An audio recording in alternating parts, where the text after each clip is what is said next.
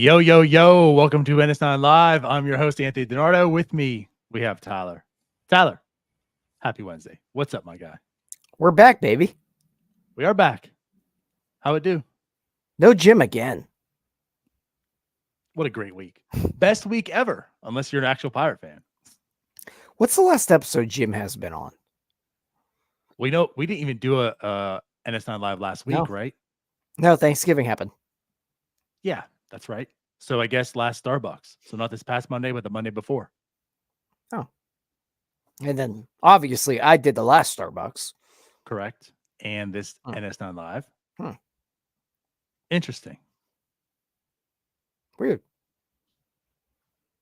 All right, it's that time of the year. Let's go ahead and bump up that viewer count. Make sure we all know who the problem child is here. That's right. Share this. Tell everyone to watch this show.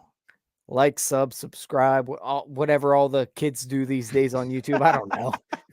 Right. Do all that stuff. We need to show if this show hits over 100 viewers right now, we will remove Jim forever. I'll fire him. Fire him in the sun. Jim is away, done with NS9. So the power's to the people right now. Yeah. Do you really want Jim off the show? Get 100 viewers. Yeah, it's all up to you. There it is.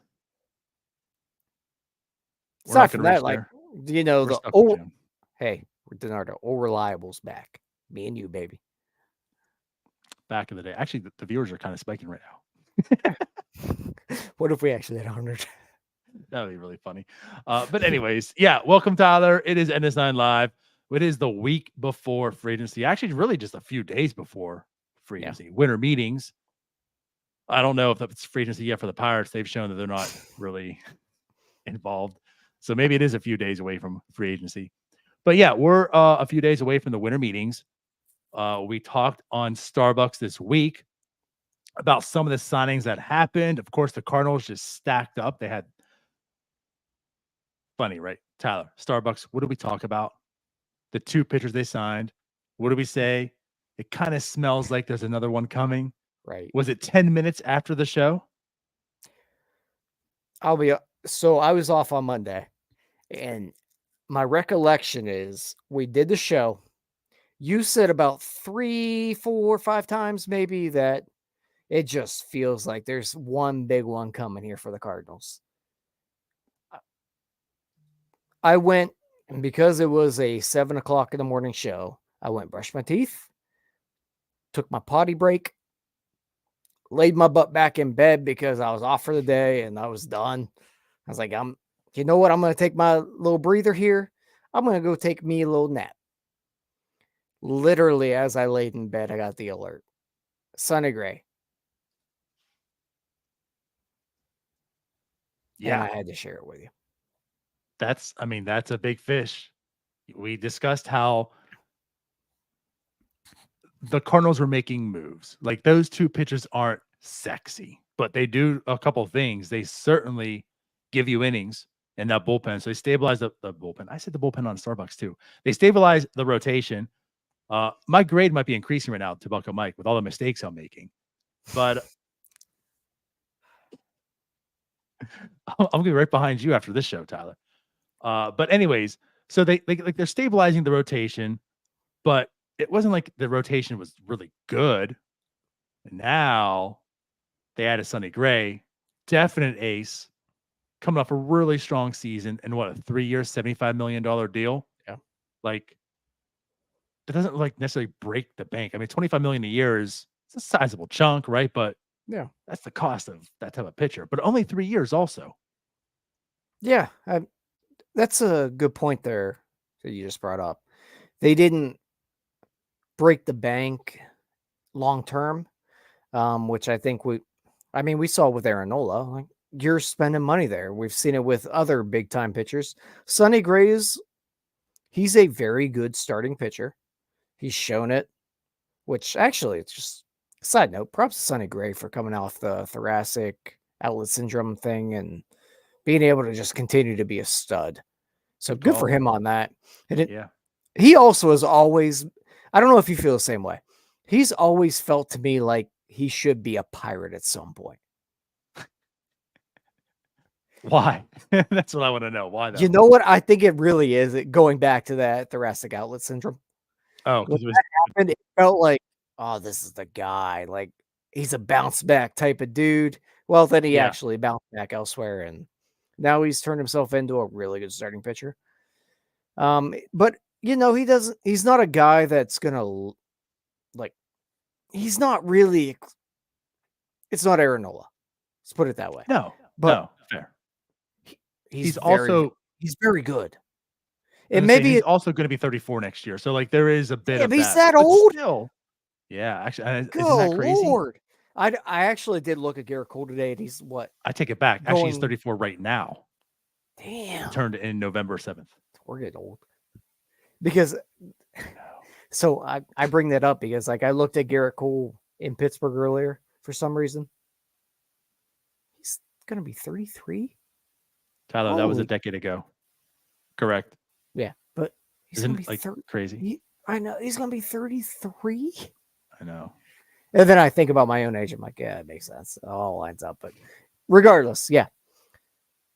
Solid signing by the Cardinals. He's the type of the other part about Sonny Gray is that he's the type of pitcher that should be able to maintain his effectiveness as he ages because he's not one of them flamethrowers.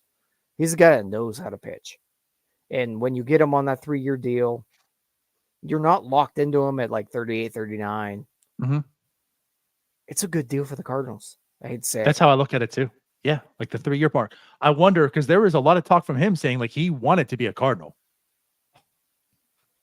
Dork. Big sigh right there. He wanted to be a Cardinal. So I don't know like how much money he left on the table to be a Cardinal. Like what if there was a 4th year out there? Yeah. But he wanted to, and that's how the Cardinals were able to do it, because I understand that he is only 34 years old.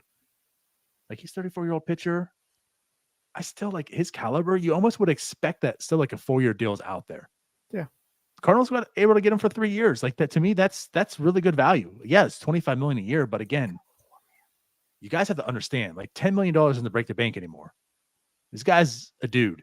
$25 million a year for him, just 3 years. That's good for the Cardinals. I like this deal for them a lot. And then the other 2 that they signed, again, innings eaters, but like I feel that there's more in the like there's a lot of talk. Okay, go back to Gibson alone. Gibson's been like the peripheral machine, right? Like he looks good on paper, all this stuff, but like look at the ERA at the end of the day, it's always worse. Usually not as bad as it was this past year. And like Lance Lynn he's been one of those dudes also in this past year was just awful. I mean, his fastball, he had no fastball. That thing got lit up. But I don't know. Like to me, maybe there's some bounce back to those 2.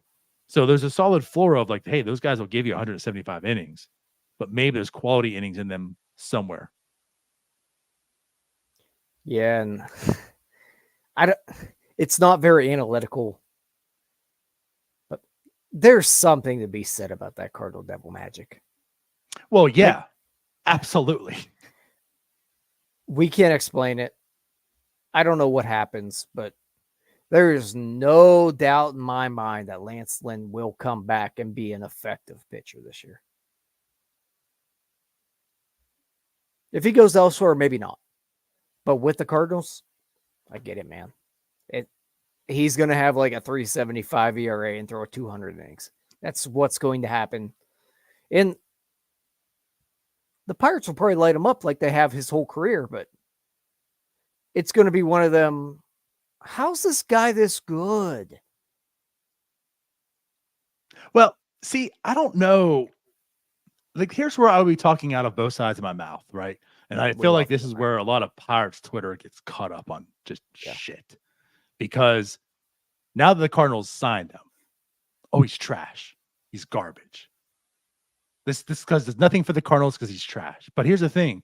You, myself, and Jim, when he decided to be part of North Shore 9, we're on here, not last week, but the week before, I think, talking about potential pitchers. And like, kind of like Lance Lynn. Like that was one of those guys at Target, like, hey, there's some, it was ended up being 10 million, which again, maybe we thought a little bit less, but still like 10 million, does that break the bank? I mean, it was 7 to 10, whatever. But like, there's something in Lance Lynn that he could probably turn around. And again, you're talking about a guy who's going to go out there, all 300 pounds of him right now. He's going to go out there and give you 175 innings, if not more.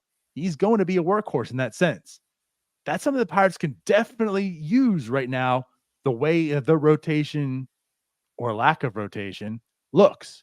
So I can't sit here and say, like, I want him now that he goes to Cardinals, be like, oh, he's trash. Like, it's not that bad of a pitcher. And the other thing, too, Tyler, when you look at the rotation is based on last year, right? Last year's numbers going into this year, those people put up a collectively 14 WAR. Like 14 WAR out of your rotation with those guys that we're talking of.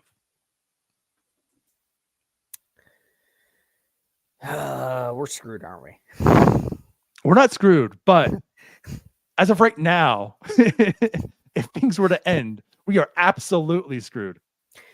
Yeah. So anybody that's referring to the price tag attached to Lance Lynn, the Pirates did just last year sign Rich Hill for $6 million, and he was literally old. Was it 6 million? 8? Okay. 8 million, was it right? 8? For some reason I'm stuck on Again, 6. Closer to your point. Yeah. He was literally old. Like Lance Lynn's got a touch in the tank. And we honestly, we liked that signing. I mean, when they signed for Rich Hill, $8 million, like I liked it. It was good. It's that veteran, $8 million. You know, like he's not terrible. He ended up being worse than he normally, has been, but still, like that wasn't a bad signing then. This is where we're at. DiNardo, this is where we're at as Pirates fans. We look back at Rich Hill's half year as a Pirate and think that it was fine. He really wasn't good. No. He 8 innings. That's all we're asking for at this point, is someone to eat some innings. Well, we're asking, honestly, we're just asking for an MLB pitcher because there's one of them. I know. But I'm just saying. Really, that's the floor right now. That is where our mindset has gone to this point, where that Rich Hill for $8 million, we were okay with him really not being good. Yeah. That's where they've taken last us. year was a little bit different of a time too. And that's why also, like, if you kind of compare the two, Lance Lynn for 10 million, like I'm absolutely cool with that. I think there's more to him than what he displayed last year. But again, like that's not the one piece. Like they're not going out there needing one arm like the Rich Hill, right? There's all these young guys. Let's bring in the veteran in here and Rich Hill to do whatever, and ends up being the trade chip, and then the other guys come up. Of course, a lot of injuries derailed that, and those injuries are carrying over to this year also. Plus, you're adding some more. But like, there's now 4 arms you need. Like, there's a lot of work. Again, we keep talking about this. There's a lot of work. Lance Lynn would certainly help part of that. Now you have to start stacking and do better and better and better for the others. But if Lance Lynn's like your number 4 or number 5, I'm cool with that. No, I'm absolutely with you. And that wasn't just a trash Rich Hill. It's just the whole thought process where we're at as Pirates fans right now is that we're okay with a guy just not being very good and them paying $8 million a year. And then we're going to go out there and insult the Cardinals, which I completely appreciate. Like, I will insult the Cardinals every single step of the way. I'm all aboard it. But, guys, it's a pretty solid signing. Yeah. How, again, I am not. Go ahead. I am not talking any type of trash on what the Cardinals did. Like I think I told someone who asked us on Twitter, if the Pirates did these 3 moves, like if this was the Pirates and we're talking about the Pirates adding Sonny Gray, Cal Gibson, and Lance Lynn, to me, in my book, that's it. That's a pretty big W. Going into this offseason, knowing what they needed, if the Pirates made those 3 signings, we have a totally different attitude on this show right now. Mm-hmm. So I can't say, well, because it's the Cardinals, then it's bad. No, that's solid. Now, I'm not saying like they're built for like we also talked about this in the postseason. This rotation isn't going to build them for the postseason. Like that's a problem. This rotation can get them there, but they're not also like what they have right now isn't built for a postseason. They have Sonny Gray and that's it. Yeah. I like Sonny Gray a lot. I think we both like Sonny Gray a lot, but he's not exactly a guy that you're going into the postseason thinking, all right, we got a dude. Like he's not Zach Wheeler. But he's certainly a guy I'm putting in there every 3 days. He's a guy that gets you there. But he's pitching game 3. Sure. Or game 2, depending. Maybe game 2, but yeah. Yeah. He's but like we're on the same page. Yeah. He's not the headliner of a postseason rotation, which is fine. There's only very few of those. Yeah, that's absolutely fine. And he could catch lightning in a bottle.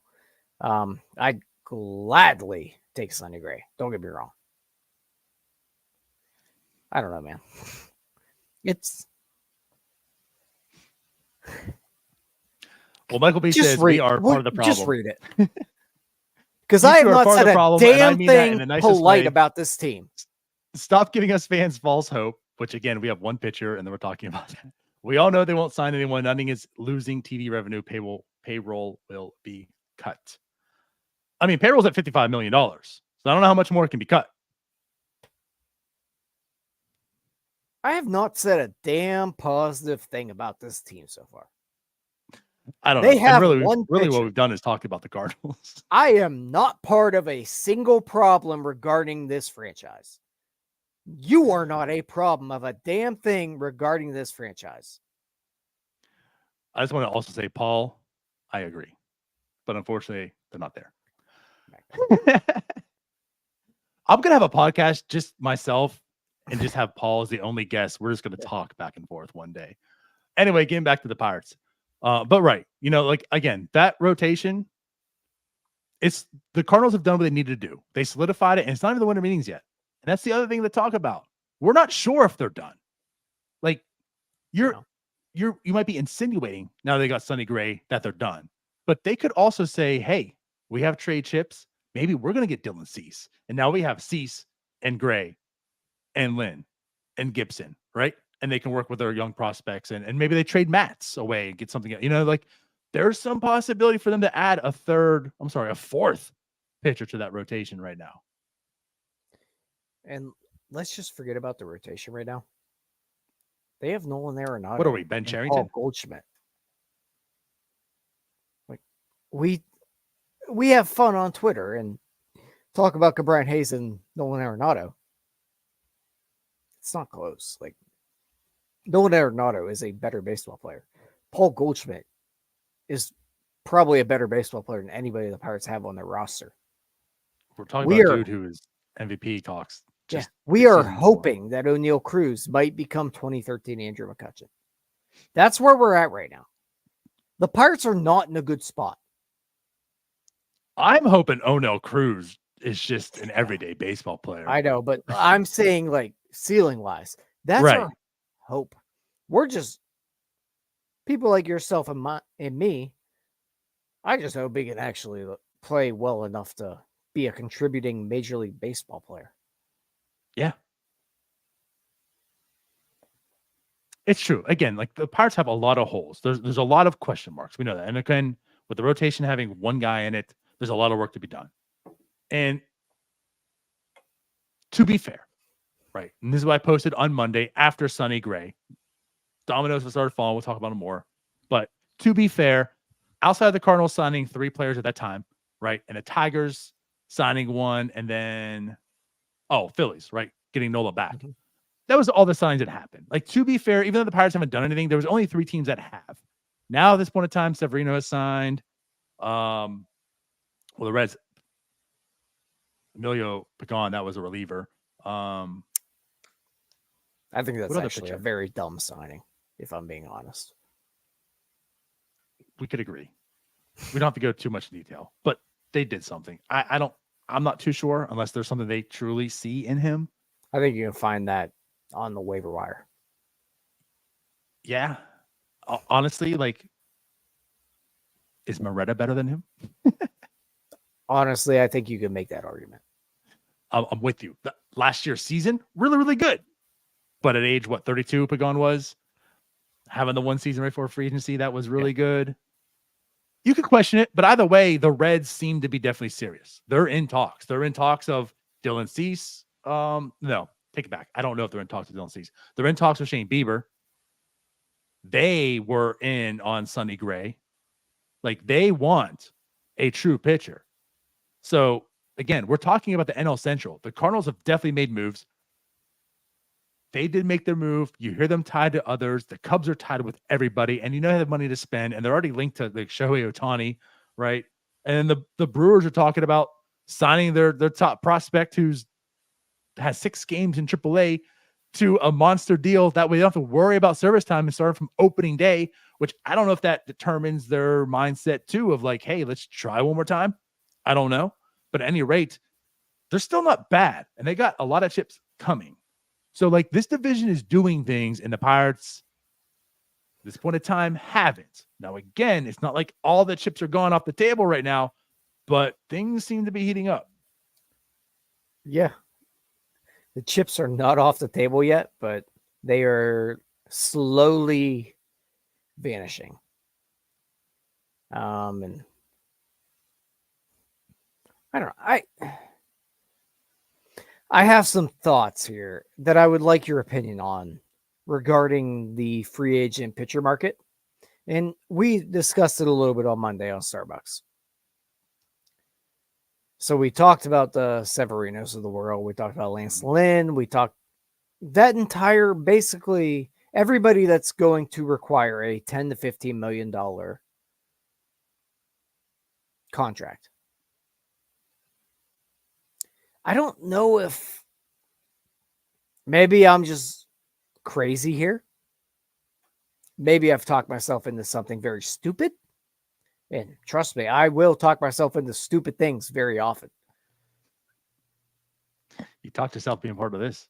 That is true, and I'm still here, and I don't get why. But I'm here. I think I've talked myself into I'd rather have the guys in that $4 to $6 million range than the $10 to $13 million range. Okay. Talk to me. And the reason I say that is because we talked a lot about Kenta Maeda. 100 innings last year. Right. Upsides there to be probably like a 1.5 WAR pitcher. We talked about Lance Lynn. We've talked about literally everybody in that little range. Every one of them has problems. Like Luis Severino. He's thrown like 210 innings in 4 years. Yeah. And he got $13 million. Jose Quintana was signed for pennies. And he provided the WAR that Severino has provided probably in 4 years. Yeah. I don't know if I'm crazy here, but I am slightly getting to the point where that bucket over there, that's the real bounce back type of dudes, are probably a more, or are at least, in my opinion, a better investment than them $10 to $15 million types of guys. Now, granted, if I have my choice, I'm taking $20 to $25 million guys, the Sonny Grays of the world, the Rodriguez of the world. But if I'm forced to take a pitcher here, and Kenta Maeda is on the table, do I maybe just roll the dice here with a Shamanaya or a Alex Wood? Okay. Is that a better investment to the Pirates than going in that $10 to $15 million range?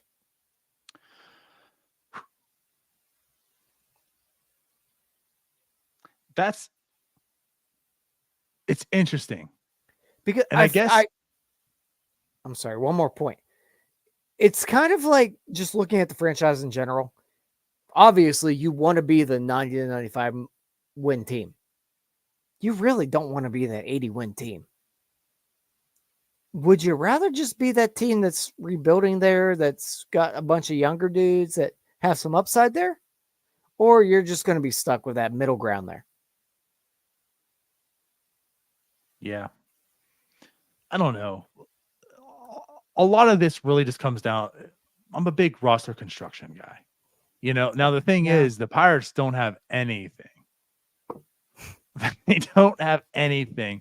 Yeah. And there's a lot of injury risk also involved with them. So it's like, I kind of get what you're saying. Like the Severinos, I would like 13 million though, that's kind of hard to swallow when you're already dealing with a rotation that's non-existent. Like I would much rather spend 10 million on Lance Lynn than 13 on Luis Severino, because you might be in the same situation. You are down $13 million come May, if that makes sense. So the Mets, maybe not the biggest deal in the world. And honestly, like I assume, right? I assume the Mets are looking more like a retool. Honestly, I look at this as there's a huge upside in Luis Severino. Injuries pretty much derailed him, which of course injuries are a big problem. Injuries are what end careers for pitchers. So it's not as if like you can just swipe that under the rug. But we also aren't talking about a dude who, if he comes back, he's a 2-war player. Like if this dude comes back, look, talking about a 5-war player, you're talking about Sonny Gray. Mm-hmm. Can you flip that at the deadline? Hell yeah. Like I look at this as if the Mets are they're probably going after a lot of 1-year deals, guys that have upside, and hopefully spin off and build up that farm again to go after it again in a year or two. So like to the Mets, this kind of makes sense. To the Pirates, especially at 13 million, not so much. I can understand that. I would want Severino, but like we talked, he's like the third piece, the stud, the solid innings guy, and like that more riskier pitcher. But again, that riskier pitcher at like 5 to 8 million, sure. I don't know so much at the 13 for them. Yeah. It's weird the way the market's going right now. And I've thought about this a little bit, and I'm wondering if maybe these larger market teams are going to start going after them $10 to $15 million guys just because of the TV deals, where we're going to slow down on them crazy contracts, and they're maybe going to get them middle market guys a little more. That could be the case. And you see, like outside of Nola, and again, we talk about Sonny, that was Sonny Gray. Well, both of them really. Like Nola gave a discount.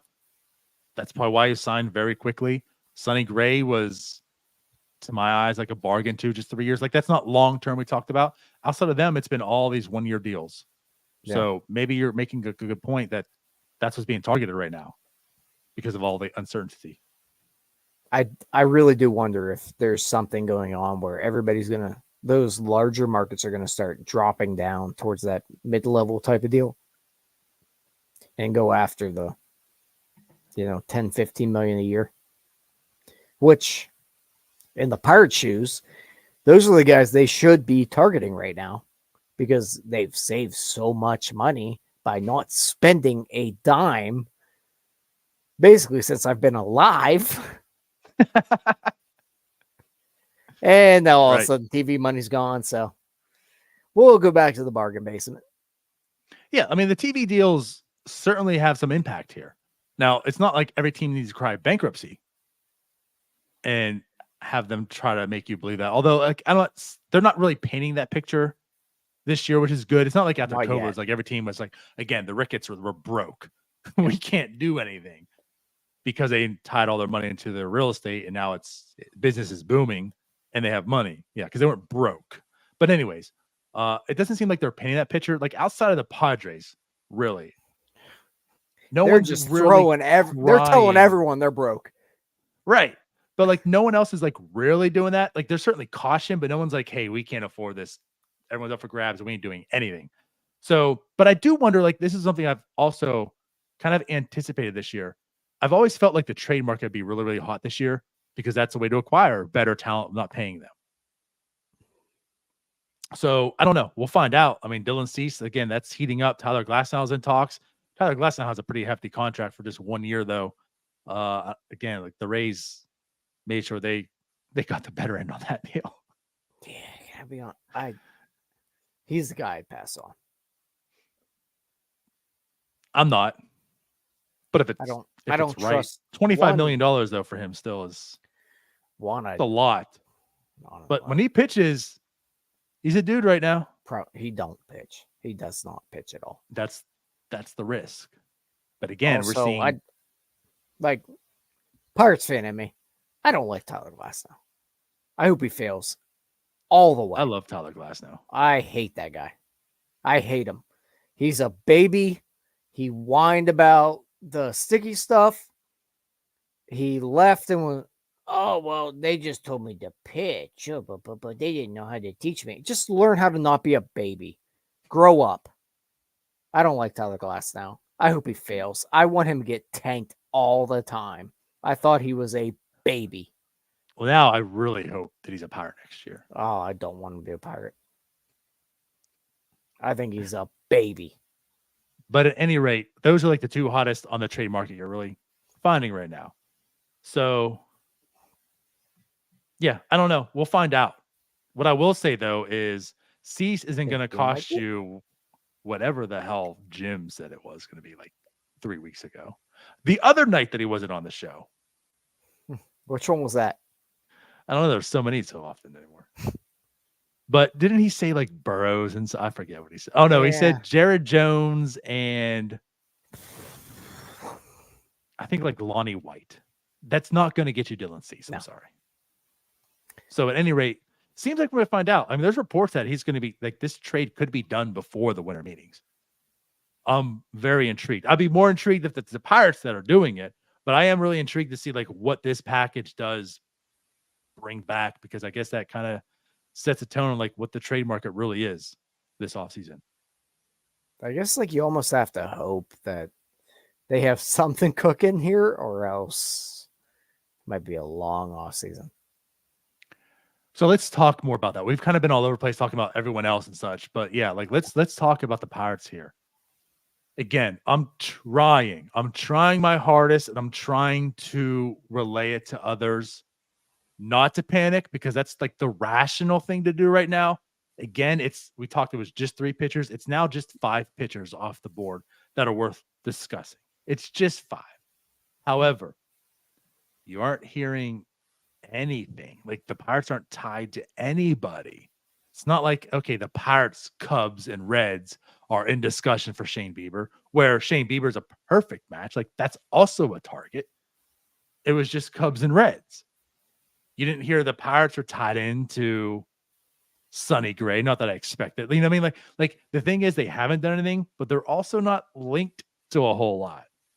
Not saying that could be by design, right? But like you're just not hearing anything, and that's on top of watching the Pirates year after year. What worries me? It is.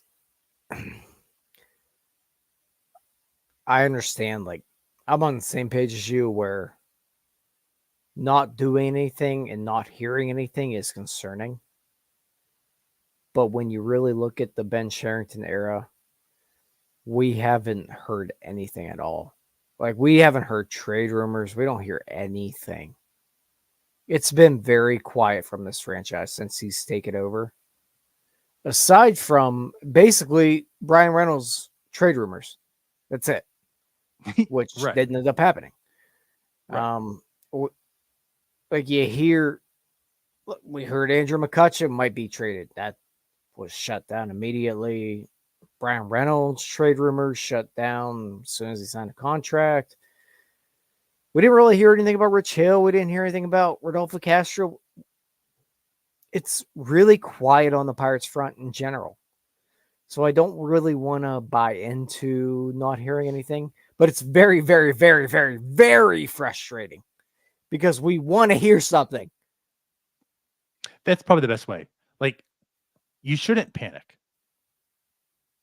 Rationally speaking, you shouldn't panic. But by all means, be frustrated as hell. I totally understand that. And I'm with you. And again, like this is what worries. Peek behind my curtain. What worries me is they're going to excuse themselves of why this year wasn't the year to compete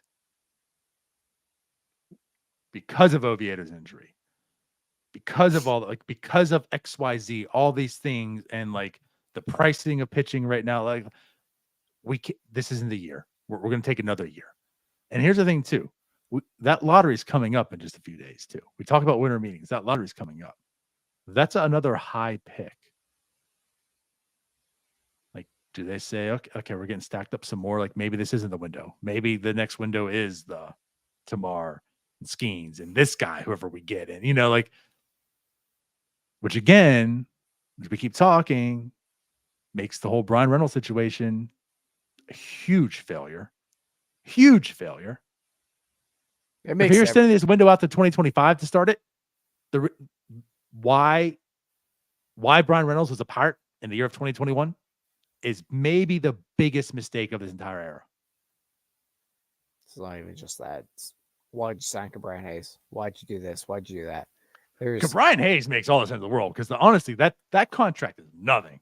You know what? You know what else does? Why did you draft Henry Davis? Because he's a guy that you drafted to compete soon. And I know there are other reasons ish of money wise. We can get these guys, this guy. I think you can argue the true intent, but that was the positive of Henry Davis is he is going to be here quick. That's also what made us all think 2024 has to be the year. I mean, I just think anybody with a brain would think 2024 is the year. We've talked for 2 years and we've tried to talk ourselves into this year is the year that they have to add a little bit. You got to show us something. Right. But at the end of the day, everybody referred to 2024 because that's year 5. If you do not improve in year 5, what are we doing here? Because it's the worst Tinder date in the world. The amount of mixed signals being sent out is atrocious. And for a team that doesn't speak, they've spoken enough. Again, like Ben Charrington, we're going to be competing sooner than you guys think. We're going to be shopping in a different part of the department store this offseason, right? We're going to be involved in all free agents and trade. But so far, nothing. And again, like we could be talking in February and saying, yeah, what an offseason. I can't wait for the season. But as it stands right now, again, the frustrating part, you're seeing these teams do things. You're seeing players come off. You're seeing rumors and whatnot. And nothing from the Pirates. And again, it's not even just teams. It's the NL Central. It's every other team in the NL Central, not named Pittsburgh Pirates. I have a hard You said time. You said it. As it stands right now, the Pirates are looking like the worst team in the division. No, by far. They're the year worst 5. Division. They are looking like the worst team in the division. They've gotten worse. Well, yeah, because people are injured, they haven't added to it. So, like, naturally, they've gotten worse, right?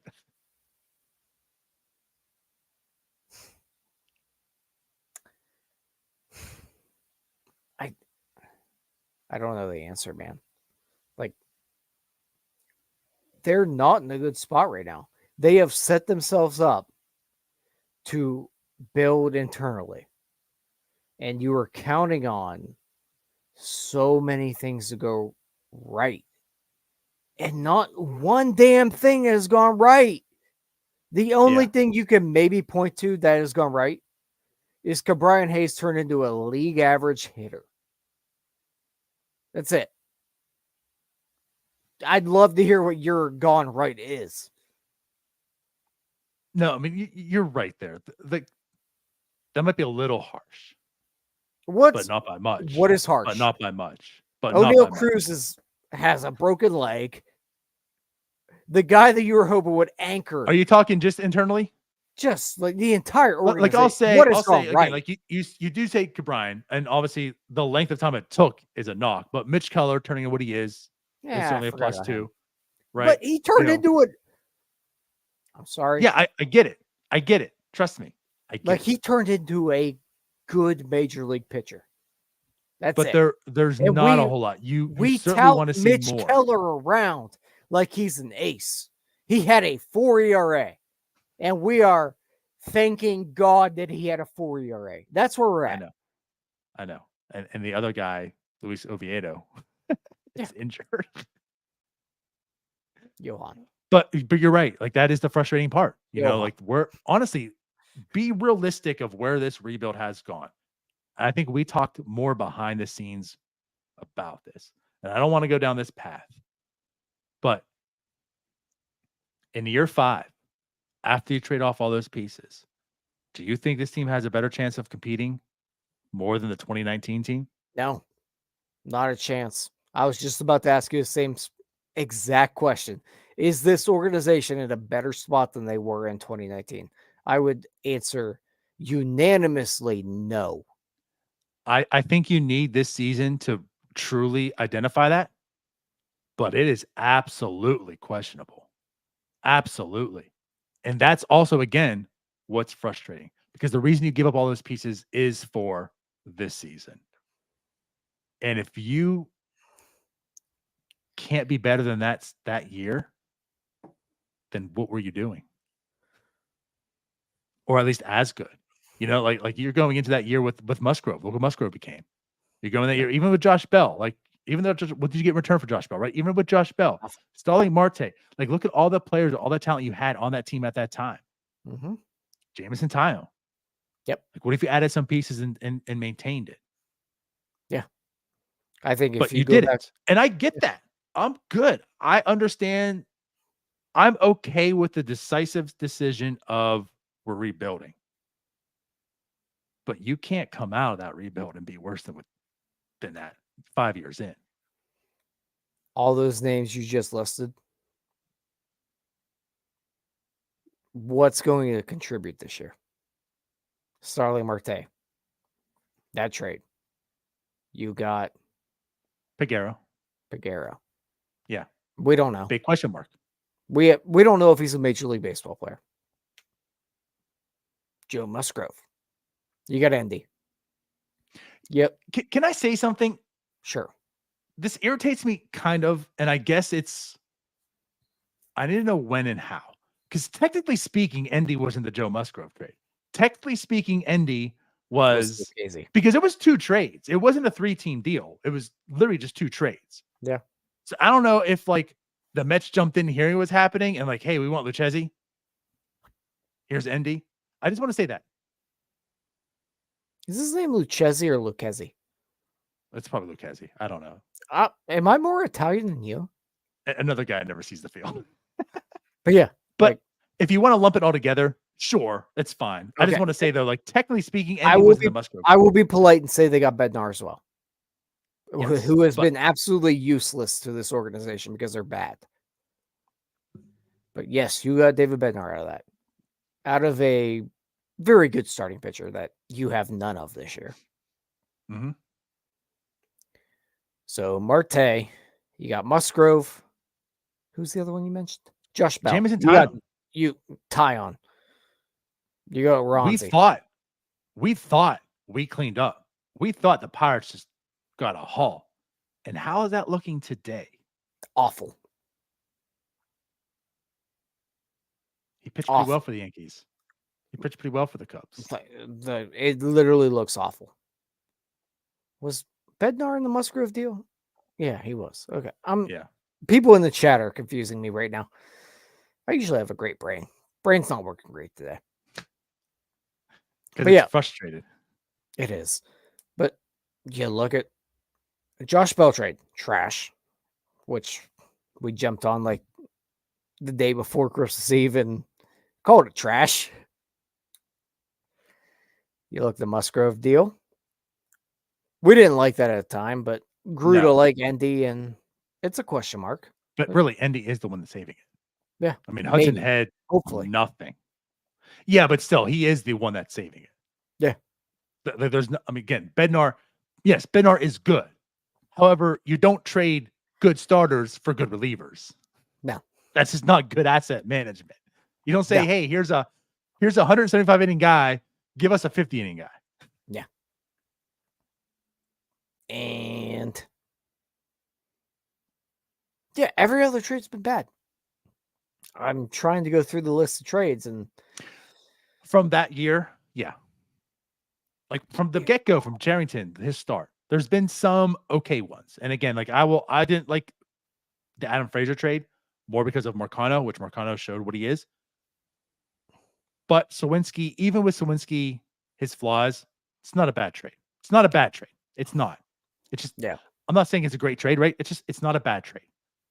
Yeah. And then honestly,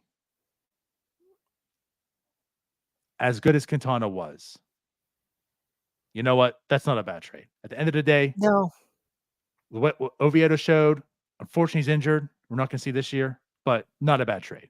DiNardo, and what did they do with the guy they traded for? They wrecked him. Also, not good asset management, just another way. They have screwed so much up. Like, man, I try to come on here and give at least something positive looking forward. I got nothing, man. Like, they have screwed so much up. Let me just kind of maybe summarize where all this is really coming from. They have a lot to prove. And this offseason is huge. It's huge. It has to be. And again, like it just has to be. We talk about it time and time again, especially now coming into this offseason. A lot of these wounds are self-inflicted. You can't make that your excuse of why you can't compete again now this year. You caused the problem. Fix it. Fix it. You just have to fix it. You have to find a way. You are a sports team. You are a franchise. You are in Major League Baseball. The point is to compete. You've done all this stuff. That's what we're talking about 2019. You've done all this stuff to get you here. Do what you need to do to compete. You failed to look and say, as we kept pointing out, this window in the NL Central was wide open. You don't want to capitalize on it last year. You don't want to push your foot on the throttle and say, you know what, there's an opportunity. Let's capitalize on it. You wanted to take the weak route, the route to say, we're going to sit back because our numbers say we're fourth place team. So you said, we're happy to just be that. You're okay with that. You're okay with complacency. You can't do that again this year. You can't be okay with that. You can't make excuses of why you can't compete. This is still wide open. And that's what the problem is. You see all the teams going and putting their foot on the gas pedal right now. Well, they're not going to just stop in 2025 either. Do you think the Reds, like this is their peak? Do you think this is the peak for the Cubs? Do you think this is the peak for the Cardinals or the Brewers? The Brewers might be retooling and be better again in a couple years. So all you're doing is delaying what was a window to put yourself in the toughest, potentially, division that's in baseball. Do something. Couldn't have said it better myself. But another part that I want to mention is that it feels like they are trying to replicate what happened in 2013. And truthfully, in 2013, they caught lightning in a bottle. They had Andrew McCutchen, who was an 8-win player. They had Neil Walker, who was like a 2 to 3 win player. They had Starling Marte, who was a 3 to 4 win player. Not to mention, they went out there and they signed Francisco Liriano, who just happened to break his arm on Christmas Eve. Well, no, they signed Francisco Liriano. Justin Wilson. No, that was Cervelli. That's what you said. Marshall Martin. Liriano. Oh, I thought you said Cervelli. No. But they signed Francisco Liriano, who went out there on the cheapest deal you could have gotten him on because he broke his arm on Christmas Eve trying to scare his kids, and he had a reworked deal. Yeah. They went out and actually traded for AJ Burnett, who put up like a 3.30 ERA. Garrett Cole was in the organization, a 3.22 ERA. Charlie Morton came off Tommy John and tossed like 126 innings with a 3.26 ERA. And Jeff Locke, for no reason, just decided to have like a 3.51 ERA. You caught literal lightning in a bottle. Counting on that going into 2024 is the dumbest shit you could ever do. You know what the biggest difference is? Yeah. And again, this is me outing them and saying they can't do this. I don't know. I have my doubts, but this is me outing them saying they can't do it. The Pirates were innovative. They were smart. They actually found something. Again, like we're talking about the shift, like we talked about pitch to contact. Yes, that was their Achilles heel at the end. They were too stubborn. They stuck with it way too long, right? But they found something, and they targeted the guys that they wanted to fit that mold. They're totally undervalued. Russell Martin, totally undervalued, right? AJ Burnett, totally undervalued. Let's go get these guys, fit this mold, And honestly, Clinton Hurdle probably the biggest, maybe not the biggest reason, but him helping facilitate, him being able to say, here's what we want to do and have the players buy in. That's what it was, Tyler. Yeah, like that's why all these players that signed for nothing end up being good because the Pirates saw something, they exploited it, and it worked. They were smart. They outsmarted Major League Baseball. When do you think we'll hear that again? Very shortly after that, Major League Baseball got pretty smart. Correct.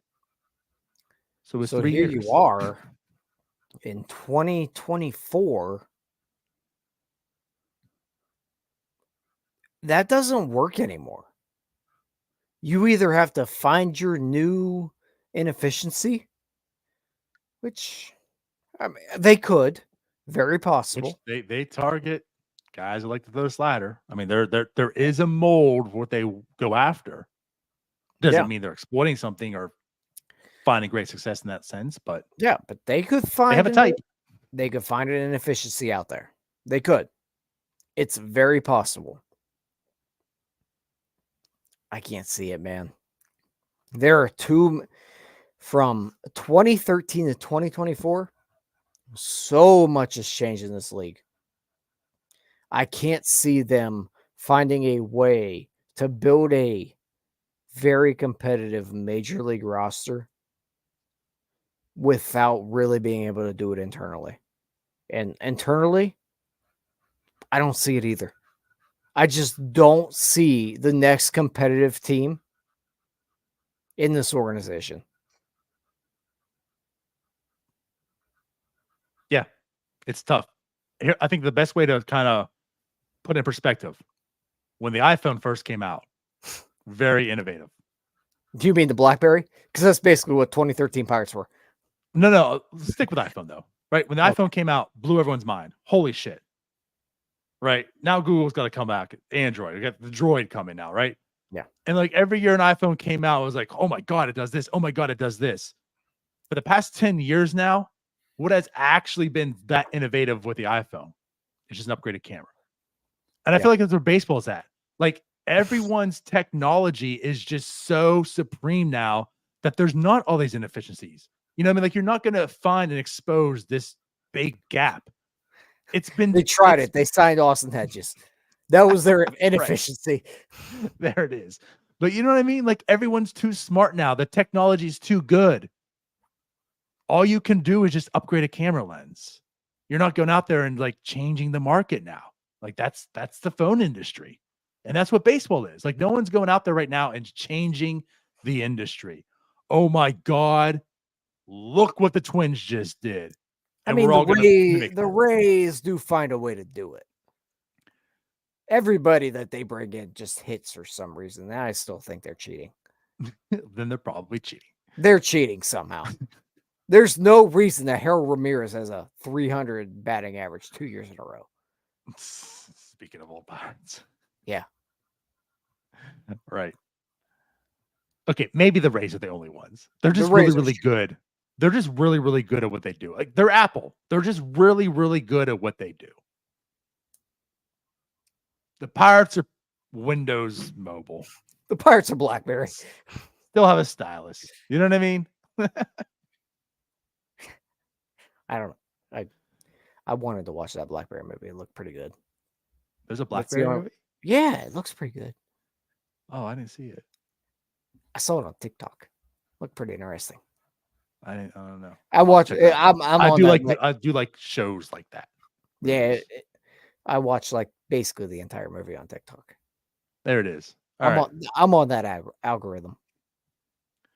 But at any rate, this is why we're frustrated. You can be prospectively thinking, right? Not panicking, but this is why you're frustrated because it just seems as if here we go again. And this isn't the year to do that. You're going to lose a lot of fans in doing that. They've been waiting for this year. This is why you've had Cruz is coming back. Like, why is Kutch here? He's not technically. But I'm saying like Kutch comes back because like I see stuff in this team, you know, and I'm not saying he's a liar. Like, this isn't a point. Like, there is talent. You're like, I can understand where he's coming from, but he comes here to come back home. But like, don't you want to win with him also? Isn't that a nice send off? Like, hey, Kutch came back, at least make the playoffs with him, not win just 80 games, literally man. waste away the ending of his career. Like what a send off. How piratey is that? Kutch comes back and you lose 100 games and he retires because he hit his 300th. And you know what I mean? Do something. If I can be honest right now, and it's November 11th, a lot can change. We saw a lot change. November 29th. 29th. I'm sorry. Why did I say 11th? Good Lord. I don't know. I don't know. My brain's nowhere near that. But regardless, it's November 29th. A lot can change. We saw a lot change last year very quickly, where they actually started to add some things to the team, and we got not excited, but it looked like they were at least trying to field a major league baseball team. The word last year was competent. They wanted to at least be competent. Yeah. So it's early. I don't want to trash them completely yet, but trust me, it's coming if they don't do anything. Regardless, I feel like at this point on November 29th, I could see this team winning 90 games before I could see them winning, or losing 90 games before I could see them winning 80. That's fair. That's fair. And honestly, I think this could very easily be a 95 loss team. And it's not just looking inwardly because of it. It's also because what you're seeing is the NL Central, what they're doing. They're not standing pat. It isn't that we have to get 5 games better. They're all getting 5 games better. So what your mind was is 5 games better than last year. Is it enough now? Because now you're breaking even. And you're down to 1 guy in your rotation in doing that, in that thought process. Because you know they're not calling up Skeens day one. Again, they're not going to say, let's do it. We still are stuck in our ways. Nope. We have to make sure we get all the years in. We got to manipulate the service time. He's not ready. And this is like, he could just generally not be ready. Could. But even if he is, it ain't happening. Man, it's not even just that either. Like, you look at it, Henry and Endy. Both of those guys are guys that you would hope to build on going into this year. Neither of them got better down the stretch. It's not like O'Neal Cruz last year where we were thinking there's something there to build on. Endy may be a touch, but neither one of them looked like a guy that's a building block towards the end of last year. And again, not to try to be a broken record, but to add on to the frustration. We understand rookie struggle, but every single one was bad outside of Jared Triolo and Carmen Majinski. Yeah. Outside of that, it wasn't as if they were average, below average. They were just simply bad. And Jared Triolo, we all know that the regression's incoming. We're all aware. Yeah. I mean, of course it's going to regress. He can still be a good player, but he's not going to be. What do you have? Lord, he was like, if he played a whole season at that pace, he's an MVP player. Oh, yeah, he had 2 WAR and like what? He have like 2 months, 200 plate appearances. Yeah, so he was playing at Brian Hayes pace. Yeah, it was stupid. Season. Like, and really, he only did that because he got really hot for a month. 1.7 WAR. And 208 plate appearances, a little more than I thought. Yeah, and it was all done in like a month. Yes. He was like a negative WAR player until September. I think he was about average, or not average, but about hovering a 0. Again, his defense is really good too. It is. That helps so much, like Brian. But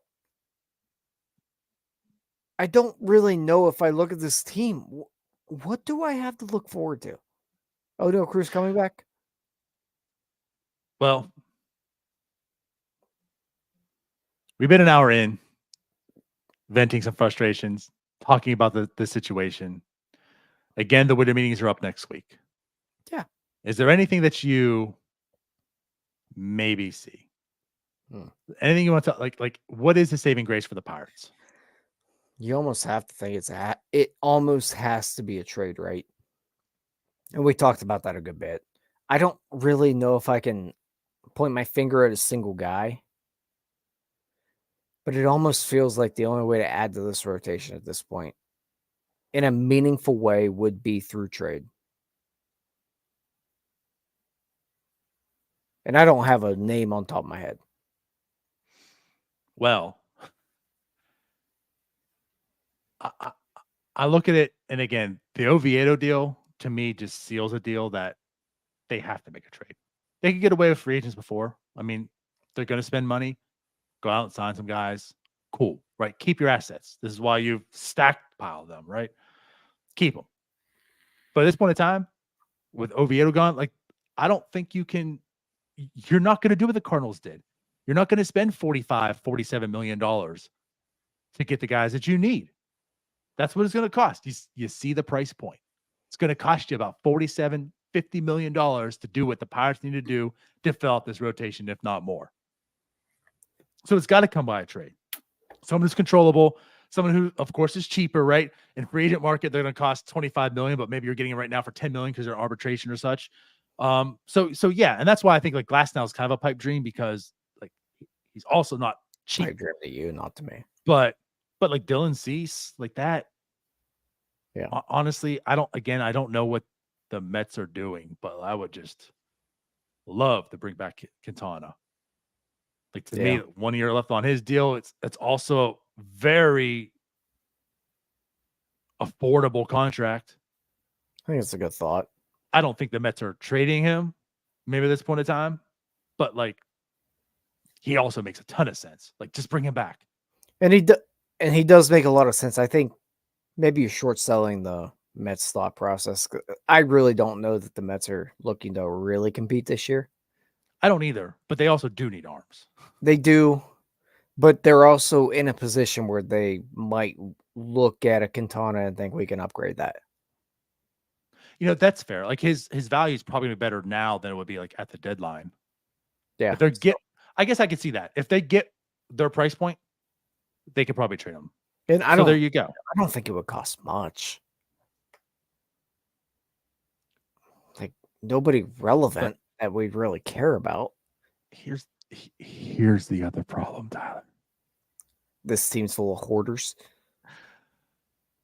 We talk about the development. We talk about who's here after that trade. That's kind of the problem with his rebuild. Like, what pieces? They have to trade off pieces. Like, they have to make trades. They're going to have to make some tough decisions on who to trade, who to keep. But is there anyone that's that intriguing to other teams? Like, are other teams looking and saying, oh, yeah, like, we'll take your Nick Gonzalez. Oh, yeah, we'll take your whomever it might be.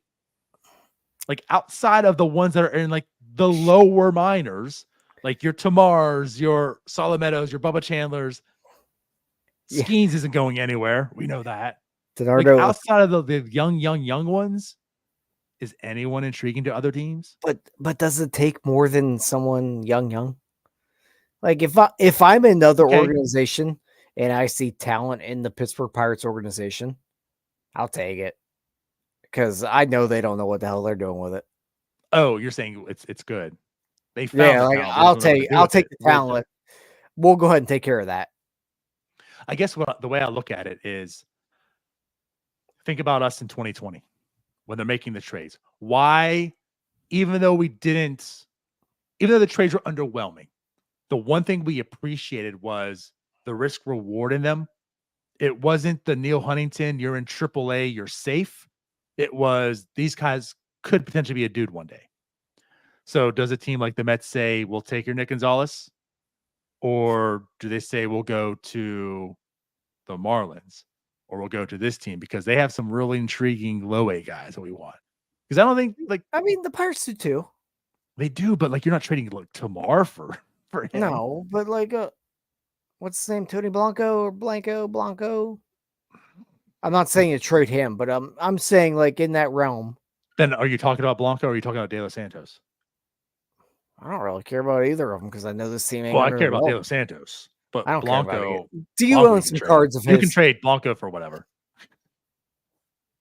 You own some cards of his, don't you? No, Jim's the collector. I don't own any. The only Well, I didn't know cards if you- I own are the ones that Jim left in Bradenton that were still in my car. I And he didn't was know if like, you just saved keep any. them. But yeah, I mean, like, it's gonna, for just the Quintana sake here, it would depend on what the Mets do going forward. Ooh, Right. Now, DeMarcus Cease, that type of caliber, though, is I will I agree know, with him. that's So tough. Chris brings up you would trade Tamar for Cease. That's tough. If me. you're going for studs, right? You're getting that top of the lineup, top of the rotation type of guy. Yes, you're looking into that bag. But a guy that's like Quintana, right? Right. I'm not giving up a Tamar. And the thing is, like the drop off to the type of prospects that you would, I just don't know if the Pirates really match up that way. Like if it's going to cost a Blanco, though, I'll do that every day. But the Mets, I don't think are that dumb. Yeah, the other problem with these, like, there's just not enough control for me to give up like a Tamar for him.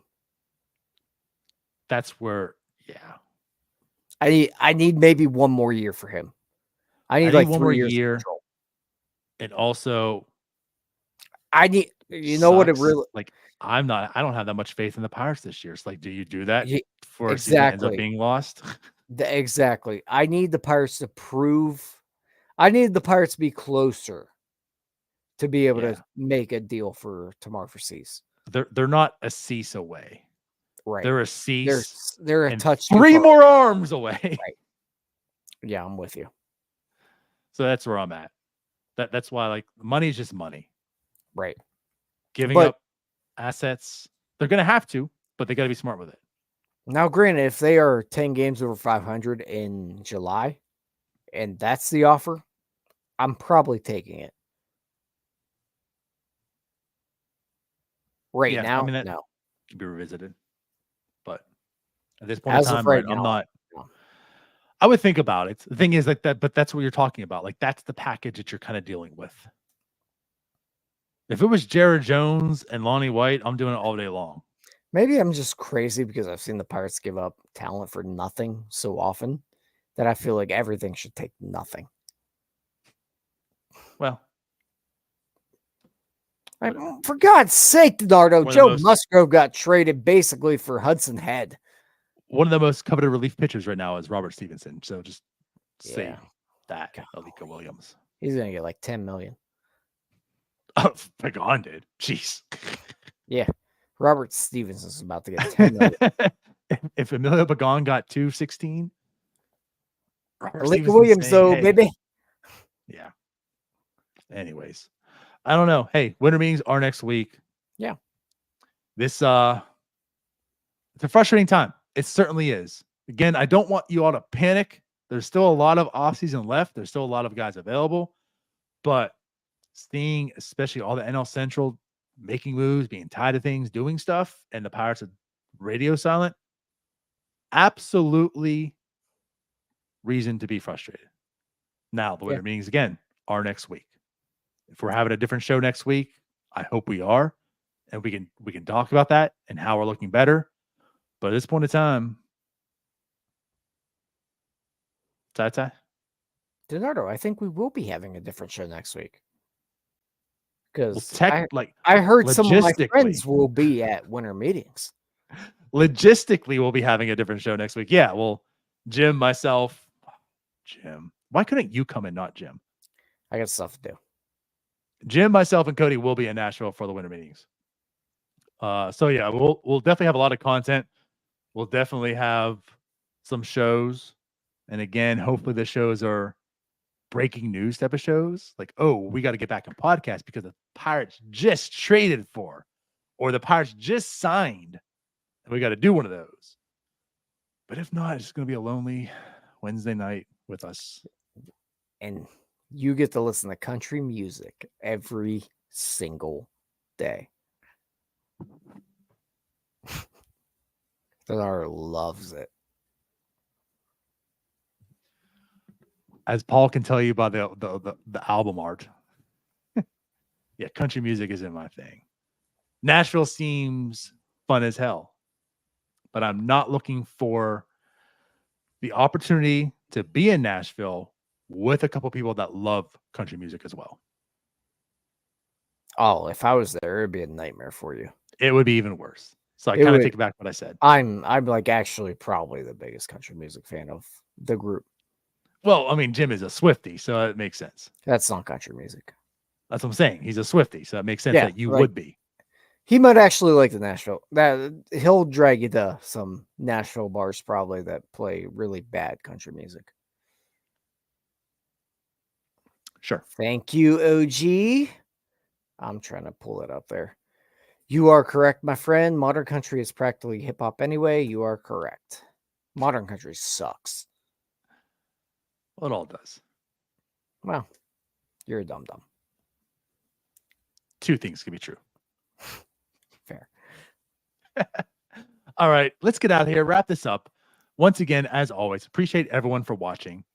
Today's Wednesday, so tomorrow Jim will be back. He'll be doing his OTP stream. So if you watch that, he'll be back at 11 o'clock. Friday, the second episode of the Clubhouse is out. Cody and myself are on that with Geddes. So Friday at 1 o'clock, the Clubhouse will be out. And then, hey, Saturday, we're off the winter meetings. I guess that we haven't talked about, there won't be a Starbucks. I can promise you there. Yeah, that's I not can't quite promise. possible. We might, but I doubt it. Yeah, I mean, you guys might be able to do it. I'm kind of Right. No, it'd be like Jim and myself. yeah. I'll be a At couple like seats the away. hotel. But I don't see a point because there's probably nothing to talk about. And I'm doing shows at the end of the day anyways. So with that said, yeah, we'll be back next week though. A lot of content, but check out Jim tomorrow at 11. Get us, myself, and Cody Friday at 1. And then I think that's it. Sounds about right. Let's get out of here. Yeah. Bye, everyone. Hopefully we have more news. Peace out, We're Scouts. Hey, you all. Thank you for watching. I know we try to provide the most entertaining content that we can, and we'd love to spread it to as many people as possible. So I know it doesn't seem like a lot, but if you could take the 5 seconds to like this video and subscribe to the page, it helps out so much more than you know. Thank you, and let's go Bucks.